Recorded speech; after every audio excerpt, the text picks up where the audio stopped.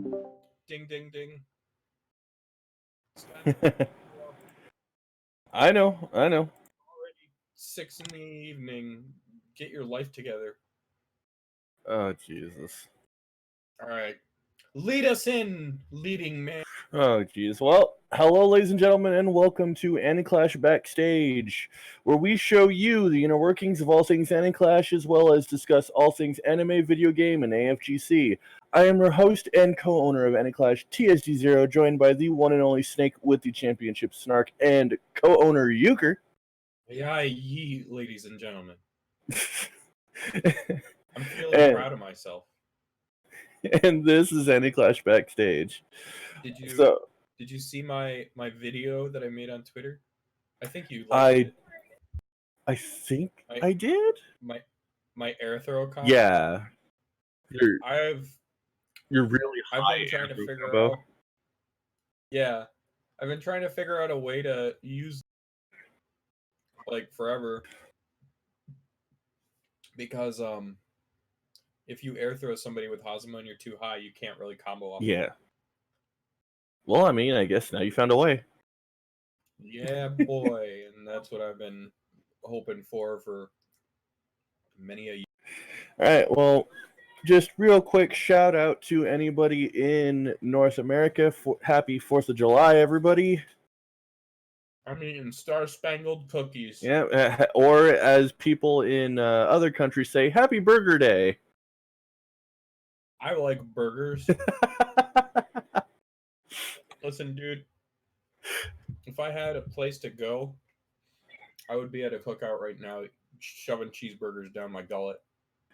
Well, I mean, I wouldn't doubt. I mean, not. Yeah, I wouldn't doubt you or blame you, considering burgers are just freaking delicious. Oh, damn, now I want a burger. But going into one of our 4 topics for today, is actually a topic that we've been holding on to for quite a while, and I've wanted to wait on this topic until we had a lot more details on what was going on, and that is the Pokemon, or specifically Game Freak freakout, Eh. and why a lot more people should be worried about what is happening. So, for those of you who don't know or who have outgrown Pokemon or stuff like that, like Yukira, I don't know what your stance on Pokemon is. I love it. Okay. So, I don't know if you've been keeping up with what's been going on with Game Freak or with all right. So, for those of you who don't know,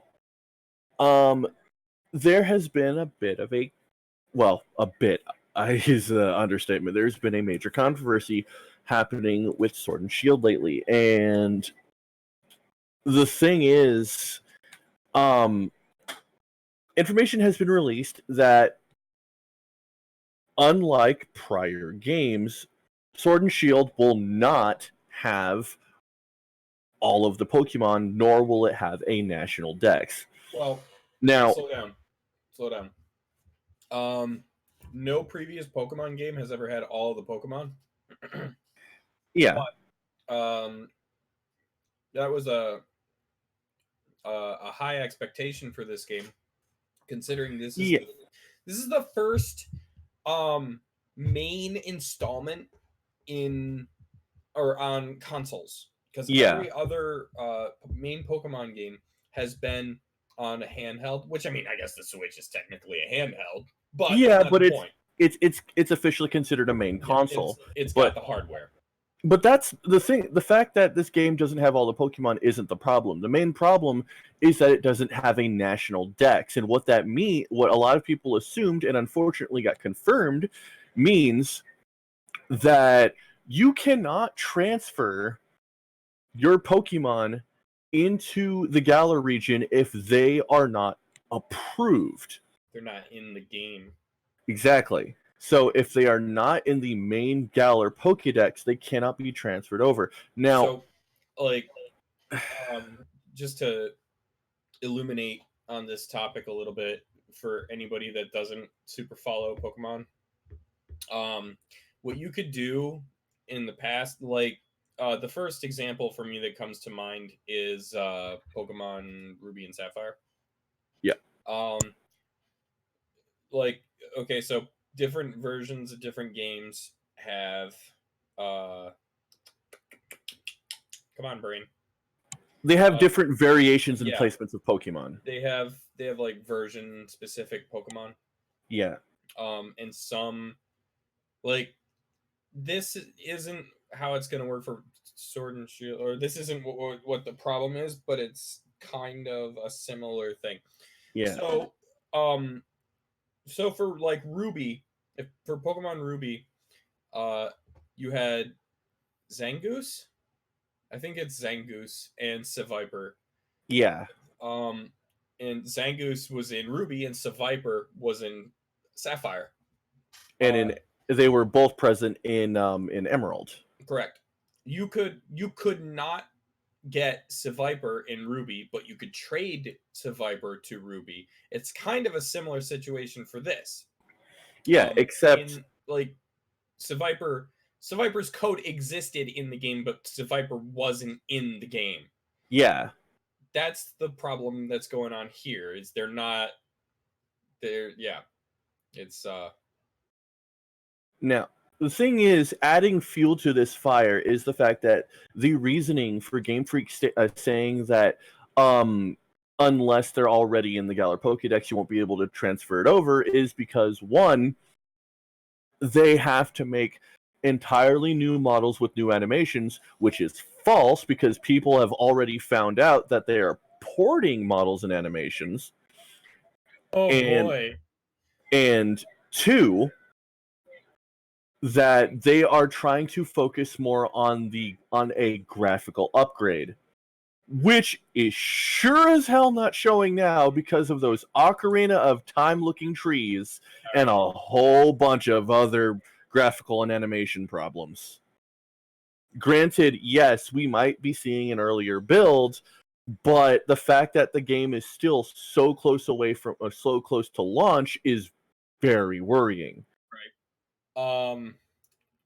I had something I was gonna say and I forgot it. Shit. Well, go on. The main reason why I brought up this topic is because I feel like people who both play and don't play Pokemon should take notice of this, because this doesn't just feel like a Game Freak or Creatures Incorporated problem. This feels like a problem that stems from Nintendo constantly pushing the envelope, especially since Pokemon Go has been making quite literally triple the money that the entirety of the main Pokemon franchise has. Oh, I remember what I was going to say. Are they porting the models and animations from Pokemon Go? Besides the new ones, obviously. Well, no, they're not. They're not porting it models from Pokemon Go. They're porting them from Ultra Sun, Ultra Moon. Oh. And they're they're oh, it's smoothing just a them out. rendering. Yeah, it's just a rendering difference. Yeah. Okay. So like they're putting a little bit of work to them, but people have already found out this Pokemon looks the exact same from Ultra Sun, Ultra Moon. There's no difference there. There's no texture difference. There's no nothing. I don't see what the problem is here. Or not problem, but I don't see what the difference is. And a lot of arguments that I find all over the internet is, oh well, they'll patch it in. They'll work on it later. A statement from Matsuda, one of the head or the head of Game Freak, essentially said that question was never brought up, and it most likely will not be brought up because they are focusing on a lot of different things at once, namely Sword and Shield along with Town, their up-and-coming RPG. And he stated that even if our favorite Pokemon will not be playable in Sword and Shield, we should look forward to them being possibly playable in future Pokemon titles. That also is worrying because he said possibly, which means that this might become the norm for a lot of future titles. Which, if that's the case, a lot of people are not going to be happy. A lot of people are already not happy that they cannot bring over a lot of their, quote unquote partner Pokemon that they've had for years and years into this new title, which rightfully they should be, because a lot of people, even though yes, it is a game, it is a fictional, creature, what have you, but people still have attachments, emotional and otherwise, to these Pokemon, to these, conglomeration of pixels and bytes and what have you, that you should not be taking away. And if this is what is the future for console Pokemon, then I don't know if Game Freak should be the one to be doing console Pokemon. Well, I don't know that we need to go that far, but I don't know either. I'm just saying though, is that my bigger issue is the very lol no response that they gave people. Trying to my running complaint is my inability to think while listening to myself speak. It's very difficult. Yeah, when addressing the concerns of people that were crying out about not being able to bring in their old Pokemon, the president, I think it was the president of Game Freak. Yeah, Matsuda. That's who I was talking about. Yeah, his response was very lol no. Yeah, it may not have been worded that way, but it came across that way. And I was actually planning on buying a Switch for Pokemon Sword and Shield, and now I'm not so sure. I don't blame you. I mean, this went from a Switch seller to a lot of people just going, I might not buy a Pokemon game after this. And I can't exactly defend this. I can't argue with it either, because it's just like the big thing that has me really mad is the fact that they're saying the reasoning for this is because of this reason, and that reason is not showing. Give me a second. I actually want to check audio. Okay. I want to make sure you're not too loud.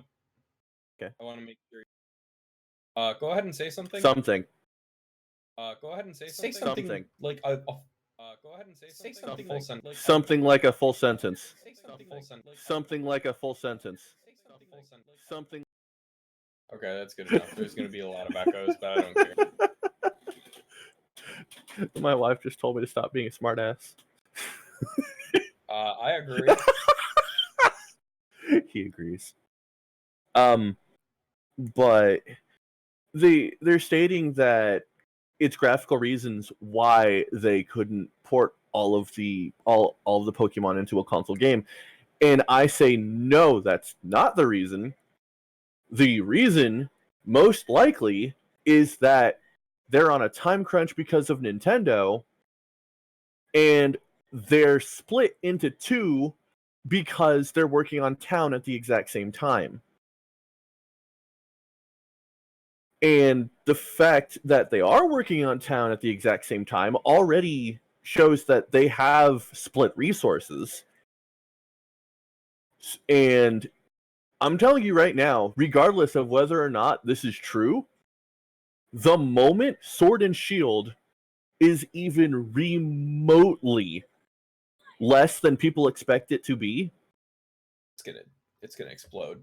It not only that, Town is going with it, because people will forever know Town as the game that screwed over Pokemon. People are gonna be mad, and Nintendo doesn't even know. No, and in all honesty, if Nintendo is pushing Game Freak, I feel sorry for them because Nintendo is pushing just because of Pokemon Go. Just because Pokemon Go made millions and millions of dollars and is still making a lot of money.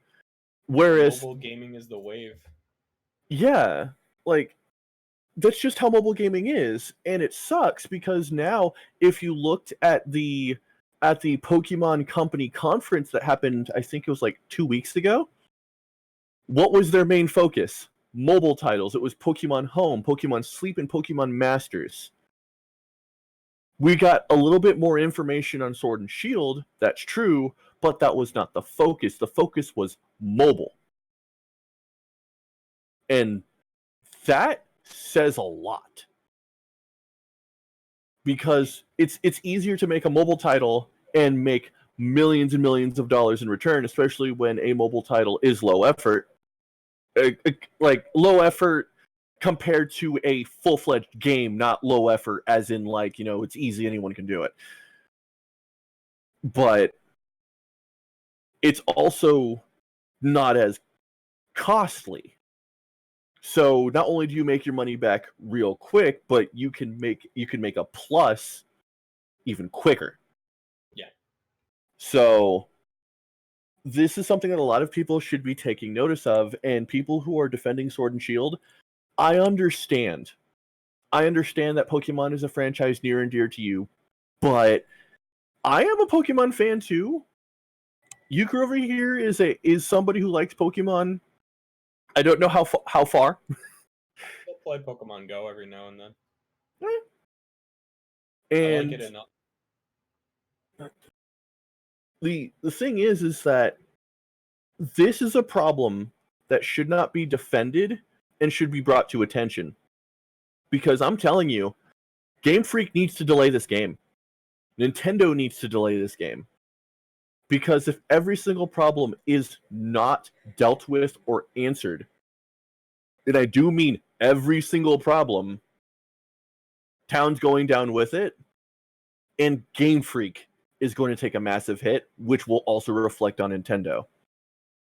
Which could mean that Nintendo might give Pokemon to somebody else just because, your sales did not meet expectations. I don't know about that. I think Game Freak owns Pokemon and is just I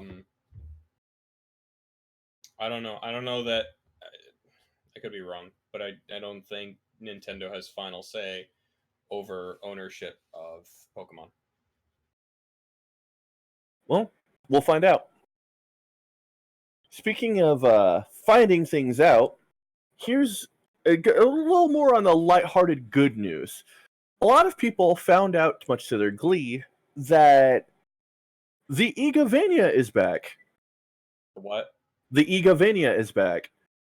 The time of the Igavania is back in action. Bloodstained is a critical success. And a lot of people... Igavania, because... What is the Iga? The man who created Symphony of the Night. Oh. Who also created Bloodstained. Yeah, I got it. So yeah, he's essentially the father of Metroidvanias. But right. Yeah, he has been just constantly open with a lot of people. It is what a lot of people are saying, the quintessential success of what, not kickstarted. Actually, no, kickstarted games? No. Thank you. Crowdfunded. Thank you. Crowdfunded games. It is the success of crowdfunded games, and especially this is something that was needed, especially after Mighty Number 9. Heavily needed. So, I don't know if you've played it, Euchre. Mighty Number 9? No. Bloodstained. No, I have not. Well, I have, and I know a lot of people who have. But I at least want to hear what your impressions of the game are, because I know you've at least heard from a few people, who've talked about Bloodstained. So my buddy Doggo was streaming Bloodstained, and it looked pretty okay. Um, I equated Miriam. Miriam. I equated Miriam to a Persona user. It was Just like, I summon myself in my shadow or something like that. I don't know. The thing Oh, she uses to create the paintings that float around. yeah. It's a spell called Welcome Company. Yeah. Yeah. And I was like, I am thou, thou art I. I am thou art me. We're a happy family. Shout out to the Heemstate comic dub. But yeah, for those of you who actually don't know about Bloodstained, Bloodstained is the spiritual successor to Castlevania because the creator of Symphony of the Night, Iga, I forgot what his full name was. I'm very sorry. He was not happy with Konami and their practices, so he took it upon himself to try and bring Castlevania back in his own way, which was Bloodstained. And the funny thing is that this isn't the first time we've actually seen Bloodstained in action.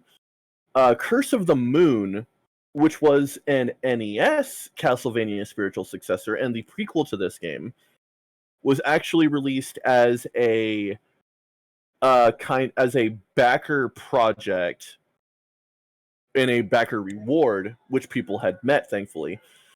And it showed that Iga knew what he was doing for NES style, but it made a lot of people a lot calmer about what was going to happen if he continued to do the Symphony of the Night style. And I'm happy to report, as somebody who has platinumed the game, that Bloodstained is definitely a game people should be putting on their lists if they even remotely like Castlevania games or Metroid games.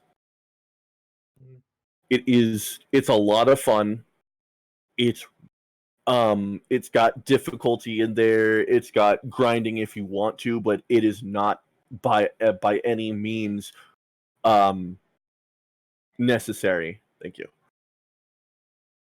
It's just really fun to play. It's got David Hayter, the voice of Solid Snake, in there as a freaking samurai, which is hilarious. It's got the English voice of Yuzuriha as Miriam, which I actually did not even recognize.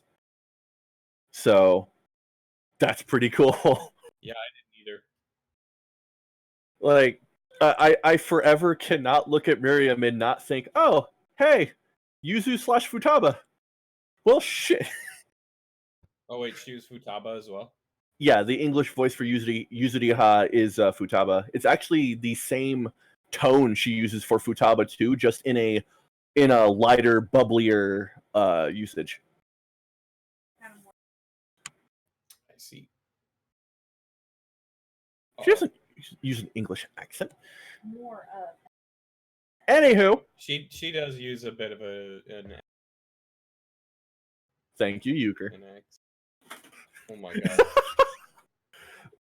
But yeah, for impressions and opinions on Bloodstained, I like the fact that it has a crafting system for both weapons, armor, and food, which is pretty funny.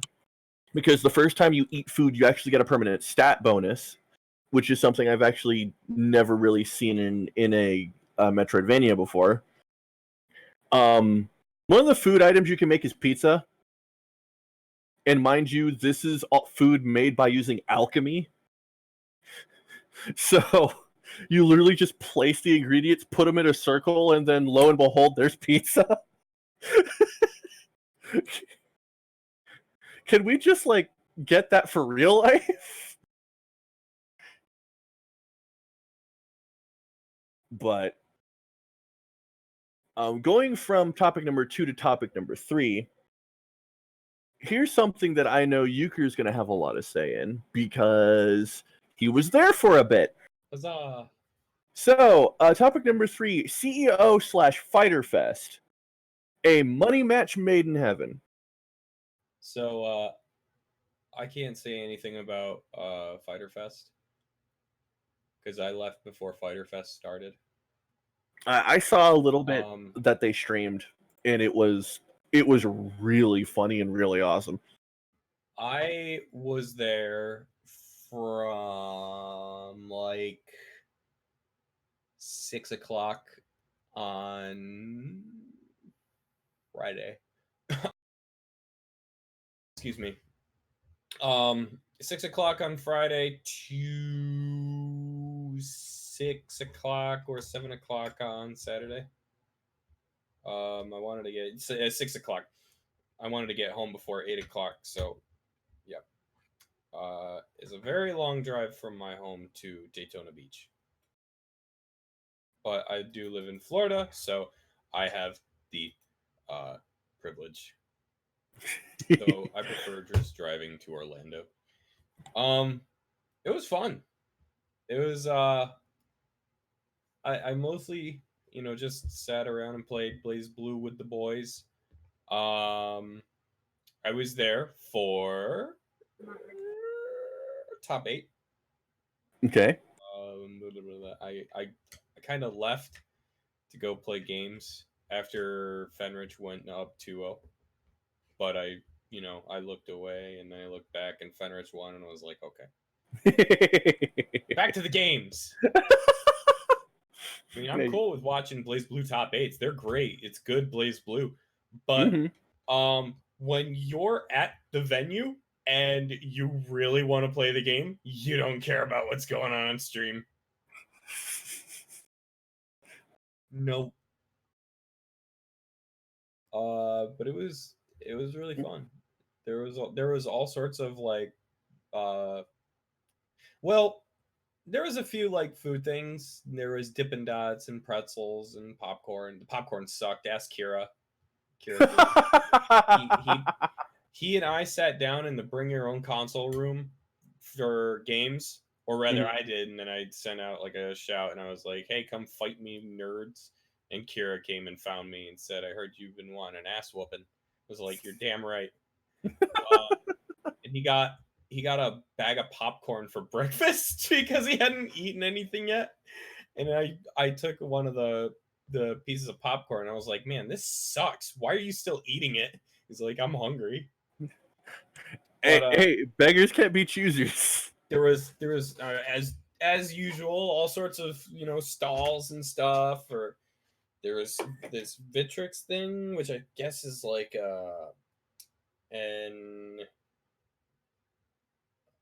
like a laser engraving thing for people's sticks or something. I don't know. Okay. Controller Chaos was there. I really want the CEO controller. Dude, if I had enough money, I would just sit around collecting custom PS4 controllers. Like, I love it. Well, go on. I was going to say, speaking of custom controllers, I actually saw one on the Fighter Fest stream. Wasn't exactly used as it was supposed to. Uh-oh. That's not good.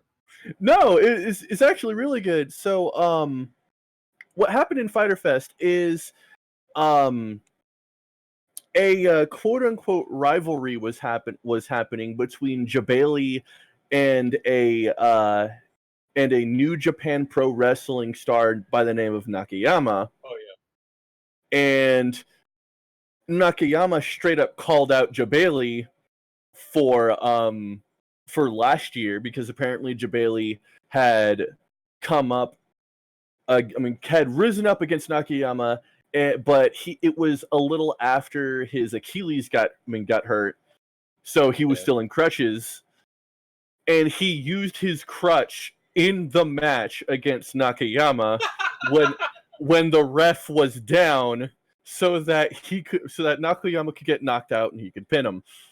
Now, obviously, as everybody knows, yada yada, wrestling is fake, it's scripted, yada yada. I don't care. It was still funny. That man is a champion for even stepping into the ring on a busted Achilles. Well, here's the best part: is that Nakayama this year called him out, saying, I want to fight. I want a real match, 1-on-1. Let's see what you got. Because I know that your right leg is healed, and Jabali goes, "Hey, dumbass, it was my left leg." And Nakayama goes, "Oh, thank you for telling me," and immediately starts kicking his Achilles. Damn, And, brutal. yeah, so the match starts. Nakayama starts going in, and the match keeps going. And easily the highlight was after Jabali straight up picks up Nakayama, scoops him, and slams him down, tosses him out of the ring, tosses him against the fence, goes to where all of the FGC fighters are, grabs a clipboard from one of them, I think it was Yipes. Nice. And he smacks Nakayama on the head, goes back asking his boys what else is there. Freaking Justin Wong picks up a CEO fight stick and goes, "Yo, hey, use this." No! And Jabali, no! Jabali grabs it, has this like look in his eye, pushes it into the ring, pushes Nakayama into the ring. He gut checks him with the fight stick and then slams it over his back. That's amazing. Also, what the fuck, Justin? I've seen tweets all over, and I've even seen a freaking edit where somebody put the Marvel 2 HUD over and said, "Yo, Justin Wong bringing out Marvel Assists IRL." Wow. It was great. Jabali lost that fight. Funny enough, he got Jabali tried to do a figure 4 pin, but then Nakayama used one of the only things that you should know about the figure 4 pin, which is it can be reverse pinned if the person. Oh, I think I know which one you're talking about. Yeah, if the person applies lifts their legs and then pushes your shoulders down, it could actually be a reverse pin, which is exactly what Nakayama did. And Jabali, because he was stuck in his own figure 4, he couldn't pull out, or he couldn't lift his shoulder. That's like the backwards pin, right? Yeah, it's a reversal pin. Yeah. So I know for a fact that this is gonna come back next year. I cannot wait to see what the match is gonna look like next year. But another thing in Fyter Fest is that Kenny Omega and his triple or his 3-man tag team stable known as the Elite, they decided to do a special entrance where his 2 tag team partners dressed up as Ryu and Ken to the sound of the OG Street Fighter 2 arcade opening. Amazing. And then in the middle of the opening, the screen showed a Shungoku Satsu as the lights darkened, and you saw Kenny Omega dressed as Akuma doing the Akuma smirk and stare straight into the camera with 10 on his back. Amazing. And I wish I had seen that. Yeah, it looks so cool. Like, again, I get it. Wrestling is fake, it's scripted and all that, but that doesn't mean. Yeah, exactly. It's entertainment, and that doesn't mean it can't be fun. And that's exactly what this is. Is that because I didn't know this. Kenny Omega and Jabali have been talking and have been growing to be friends because Kenny Omega is a wrestler who loves video games and anime. Like, he specifically got Little V Mills to do his new intro. That is permanent, by the way.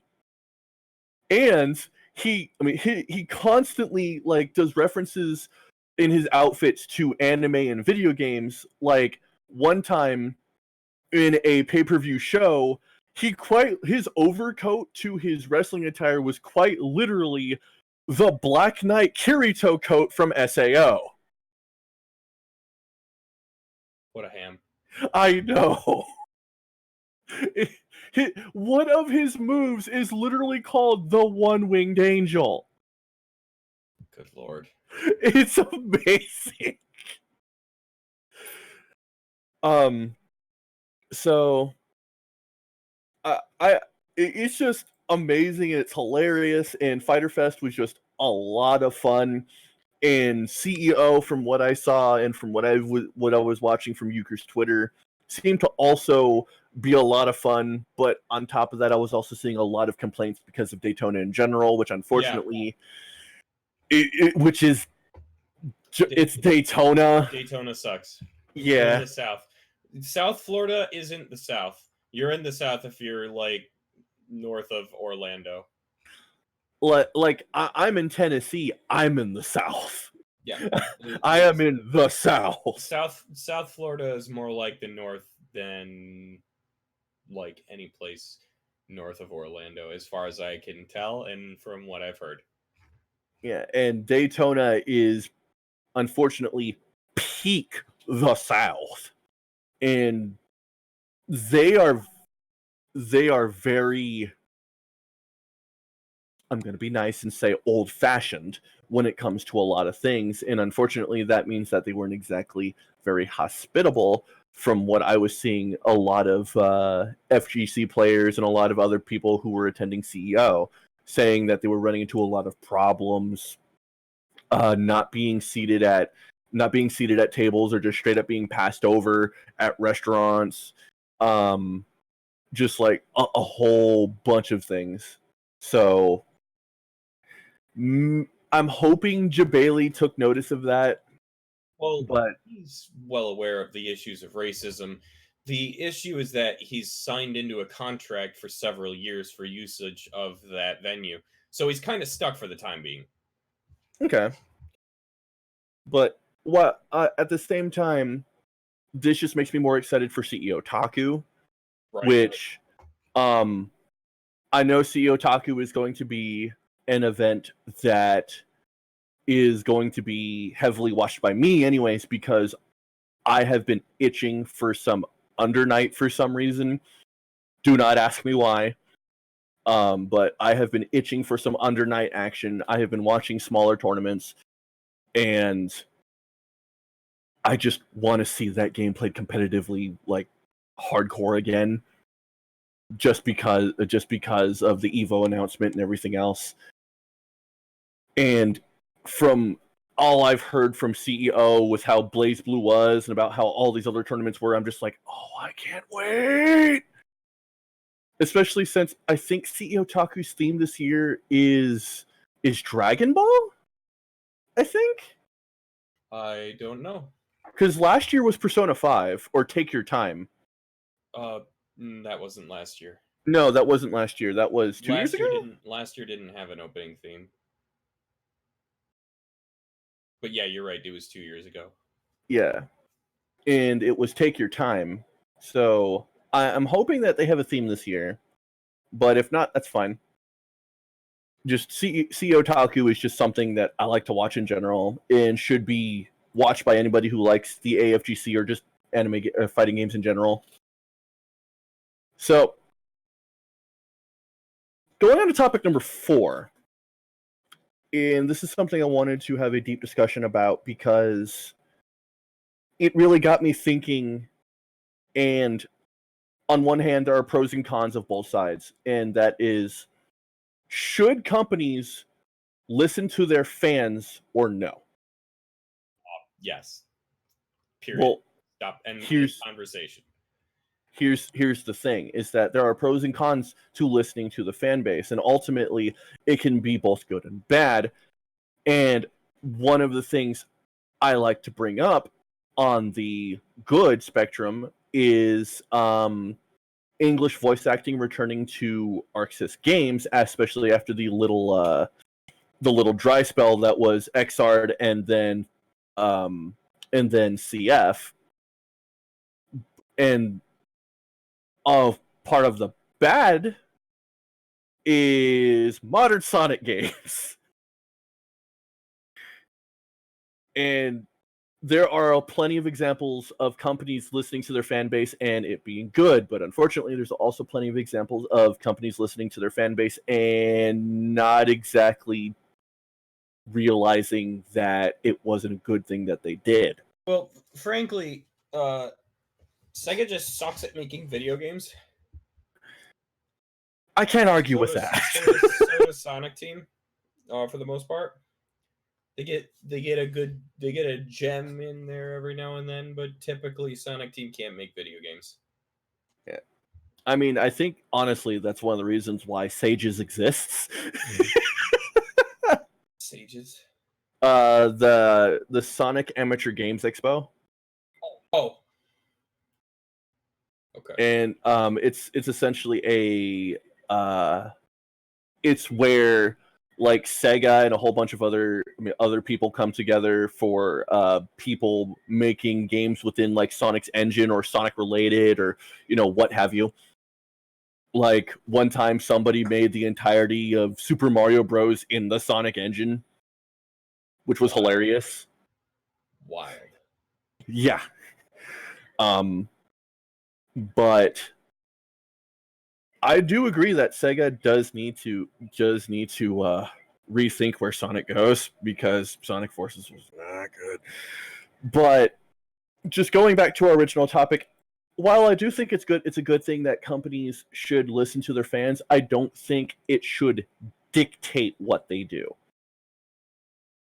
I think that it's good that companies and specifically certain people who are working on the games listen to what criticisms and wants are, because then they will actually know what people want, and then work towards doing that, or in some cases actually do it. But I don't think they should listen to everyone, because obviously there's going to be trolls, there's going to be people who say ridiculous things like wanting Waluigi in Smash for some reason, and obviously they shouldn't be listening to those people. But sometimes companies do listen to those people because companies don't see people don't see like trolls as trolls. They see trolls as people because they generally just don't know any better. So they think, oh, this is what you want, this is what we're going to give. And that actually, like, going actually back to Sega, that's kind of what happened to Sonic Forces, is because a lot of people were like, we want to create our own character, but that's about it. And bring back the Chow Garden. So what happened was, oh, we'll bring back your character. That's about it. But what happened to the Chow Garden? Oh, but you said you just wanted us to bring back the character and that's it. So something along those lines. Another thing, I had another example. I forgot what it was. Everything. I just don't like Sonic Team. I have a love-hate relationship with Sega, and I guess also Sonic Team. Sega games, including Sonic the Hedgehog, were actually a really big part of my childhood. By that I mean like my 4 to 8, 4 to 8. Yeah, so like the second 4 years of my life were largely filled in with the Sega Genesis, Vector Man, Sonic 1, 2, oh my god, and Vector 3, Man. actually. Echo, though I had no idea what I was doing in Echo. I'm not surprised. Echo was one of the hardest games. Vector Man was nice and simple. Run to the right and shoot the bad guys. Echo is like, what's going on? And like, into the Dreamcast as well with Sonic Adventure, Power Stone, Soul Calibur. I would go over to my babysitter's house and play on her Genesis and her Dreamcast all the time. That must be the Chaos Emerald. I don't remember that. Sonic Adventure 1, the voice acting was horrid. It was like Oh yeah, I know. ridiculously cheesy, but I mean, it was good when I was 6 years old, but I mean, that was when I was 6 years old. Now, a company,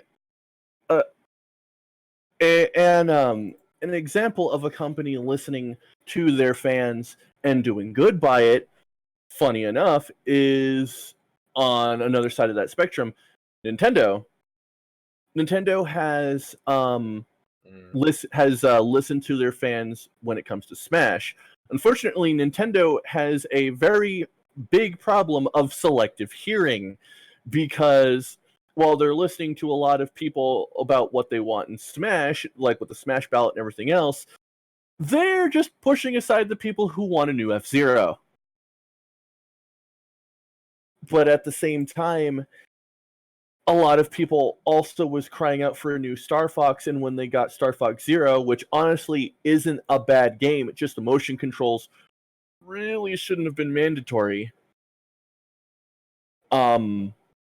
All of a sudden it nope, everybody's like, oh, nobody wanted this, oh, whatever.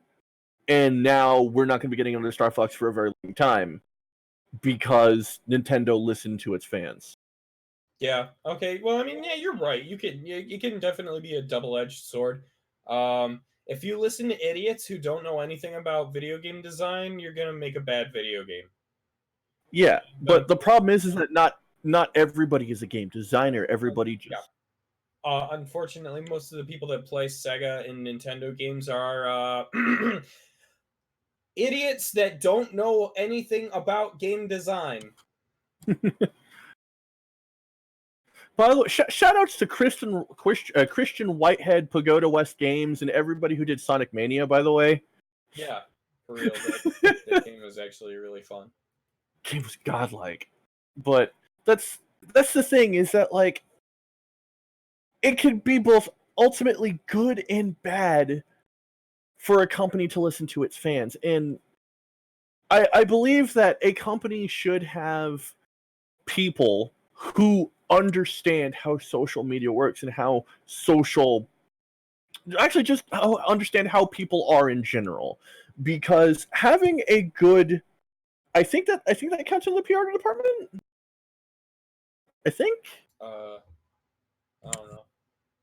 But having somebody who understands how social medias work and how people work and how, what trolls are and yada yada, understanding that means that you can decode what the people want. So, or what people actually want.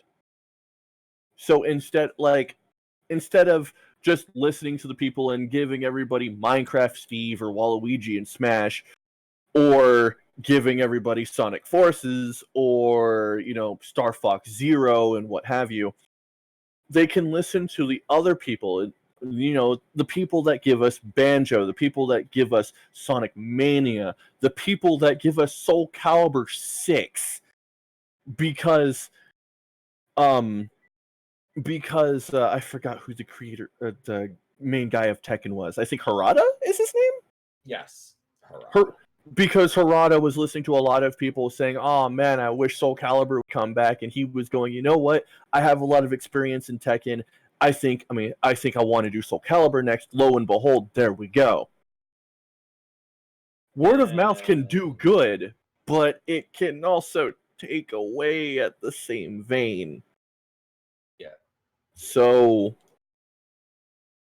I mean, we got Soul Calibur 6, but, like, doesn't nobody play it anymore? People still play it. It's just now it's the people who are very hardcore at Soul Calibur 6, or the people who are just using it for the character creator. I mean, yeah, I guess that is true. I should have thought about that before I said anything, because I mean, BlazBlue is kind of the same way. Yeah.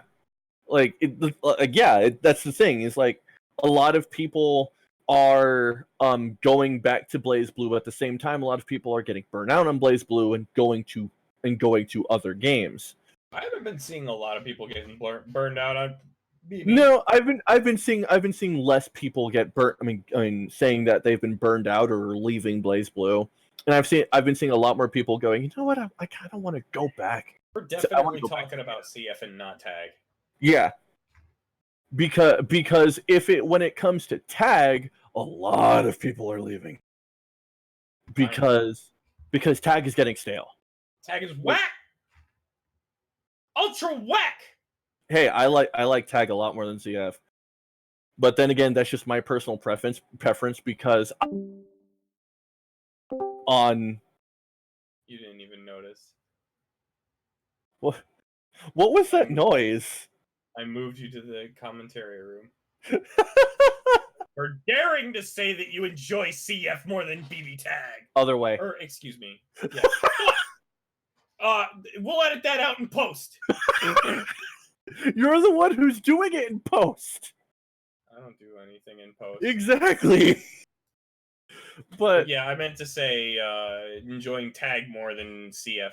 But that's my personal preference because I grew up on versus games. So what?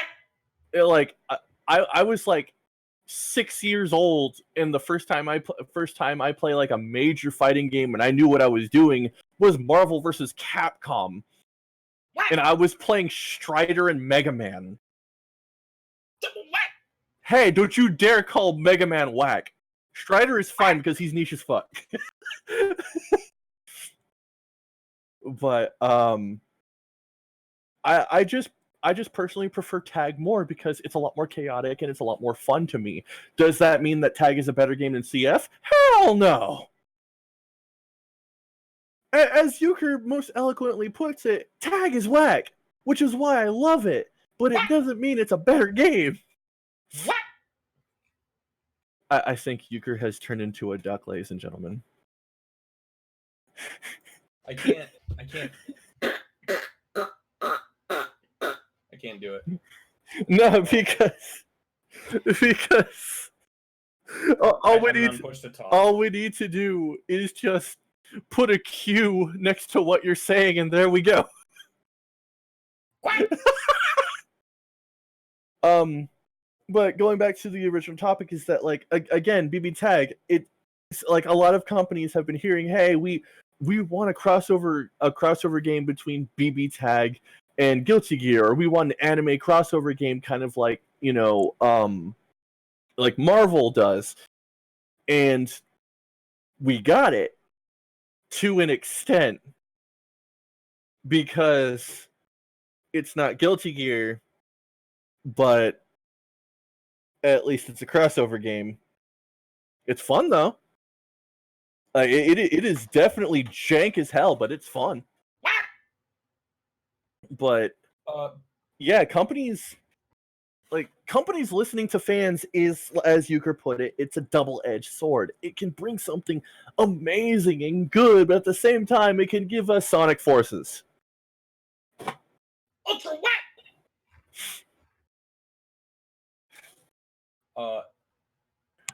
Speaking of good games, though, Final Fantasy XIV Shadowbringers! Yeah. Guys. That's actually that's a perfect example of fans wanting something and then it happening. FF14 in its original state. Oh, you're talking about going from 1.x to Realm Reborn. Yeah. Okay, yeah. Like, a lot of fans... 1.x sucks! Yes. By the way, rest in peace all characters that were created in 1.x. But... Actually, no. Your character in Realm Reborn and onwards is canonically due to the, I guess, I don't know about if it's explained in lore or if it's just newly confirmed, but your character is now canonically one of the Warriors of Light from 1.x. I guess it's it's canon that there was 5. But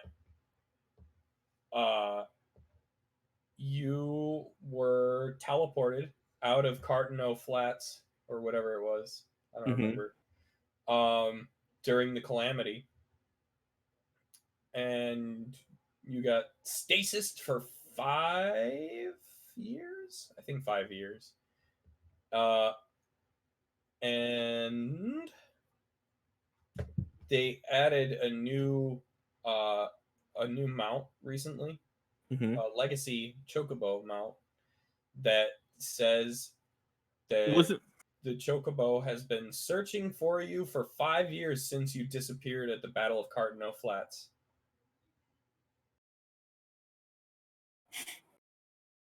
I still think that's pretty cool, but crying again, it's a company listening to the fans saying, "Hey, we kind of wish this was better. Like, we like the game. It's just there's so many problems with it," and the company going, "We got you, fam." No, it's more like Yoshi P was like, "We got you, fam. Okay, hey Squeenix, let me do this. Okay, let me unfuck your game for you." Yeah, but again, it's somebody listening to the fans and going, "Okay, here you go." Yep.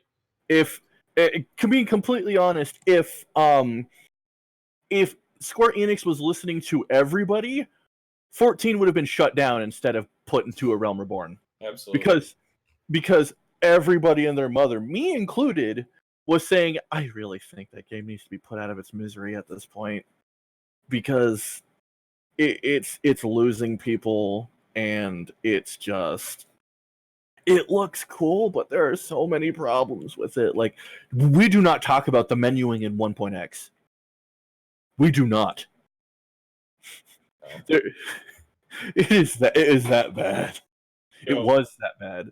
I'm watching a video on Twitter of a person taking like a butcher knife to a chocolate dog, like a dog made of chocolate.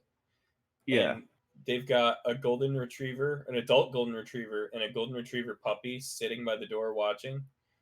And as she, it looks like a woman, is just holding the knife to this chocolate dog.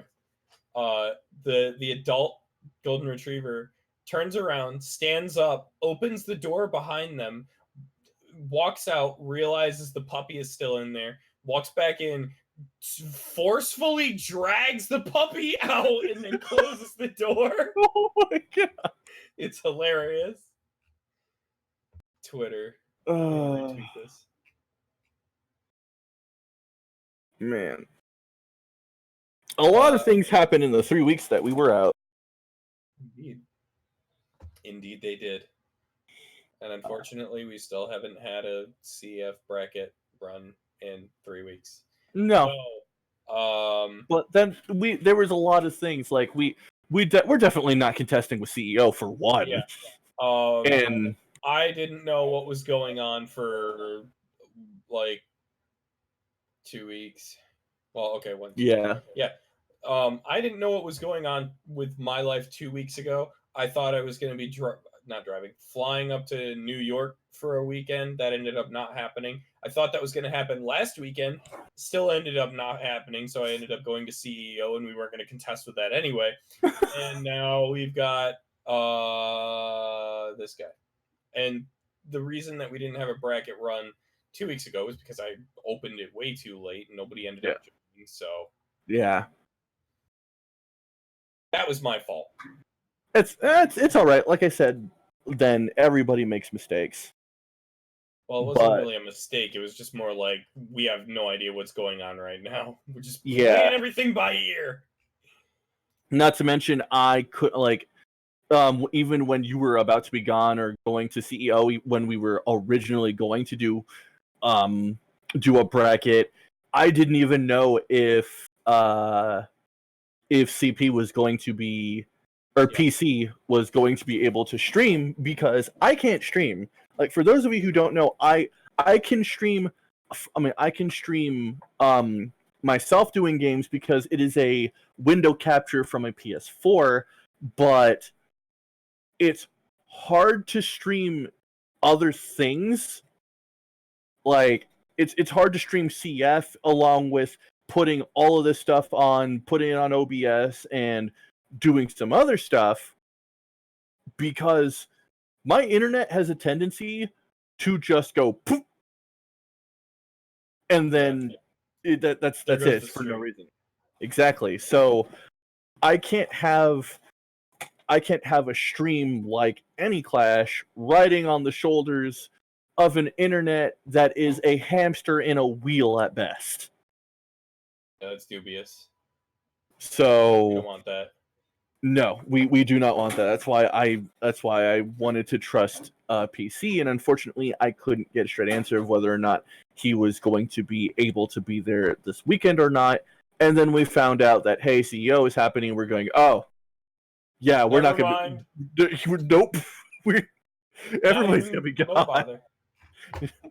Don't bother. A little bit of a mini topic today, and I just want to briefly touch this. Guys, no matter who it is, no matter if they beat one of your favorite players or what have you, or how old they are, it's not okay to harass people just because they're a girl. Yeah, it's not okay. It's also not okay to harass somebody to the point that they leave a social media just because they do something that you don't like. That goes for those people that suck as artists, so they feel like they gotta tear down other artists that are better than them. And I'm angry. I'm angry too, especially considering that this, it's the Smash community, so I understand. There's a lot of 0-2ers, there's a lot of, butthurt idiots in the Smash community, which unfortunately I can't do much about. But we got bullied off of Twitter for a while as well. Chesu. Yeah. The Ori artist. And I followed them immediately because of that, because I looked at their art and I went, this is outstanding. Really... Especially considering the fact that he's colorblind. He's colorblind? Yeah. Holy shit! I know, right? Well, that's a freaking talent. But I mean, it ultimately results in all of his coloring being rather muted, but But at the same time, he works with it really well. Yeah, it's not really something within his control. The comparison that I want to make is there is I think she was 13-year-old girl or so. 15. There was a 15-year-old girl who beat Ally. And the response of the Smash community was to flame her on Twitter, was to immediately give her hate and resentment to the point that she no longer wants to go to tournaments. She doesn't want to show her face in public. She doesn't want to do anything. Now, compare that to what happened, I think, in New Hampshire.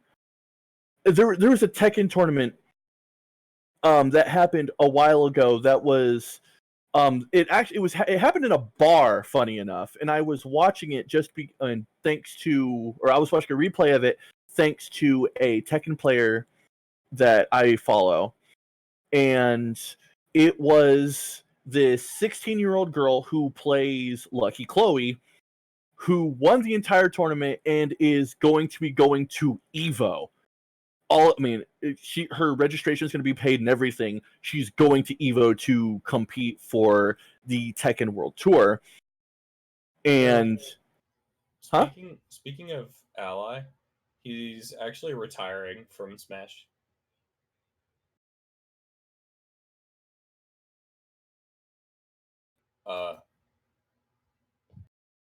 Zero. Yeah, I didn't know that, huh? Yeah, he just posted it today. I don't know if this is related. Probably is. But the point I'm trying to make is, guys, don't be assholes. Just because somebody does something different than you doesn't give you a right to flame them and hate on them and chase them off. If they're a Nazi, that's different, but Yeah. still. Fuck Nazis. Fuck them with rusty fence posts. Use whatever sharp object you have nearby. Just make sure that you fuck them with it. Oh, wait, we here at Aniclash do not condone anything that gets you in jail. Aniclash does not officially condone the assault with weapons of other people, but Euchre says have fun. Oh my god. We here at Aniclash do not condone do not condone violence on any people. We do, however, find it hilarious. Wow. Only in certain cases. Only in certain cases. But fuck Nazis. Fuck racists. Just, guys, it's not that hard. Don't be an asshole. If there's anything you take from today, anybody who watches the VOD on YouTube or watches the VOD on Twitch or is watching us live, don't be an asshole.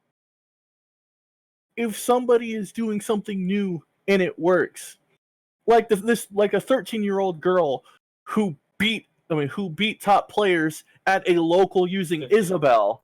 15. Oh, I was talking about a different case.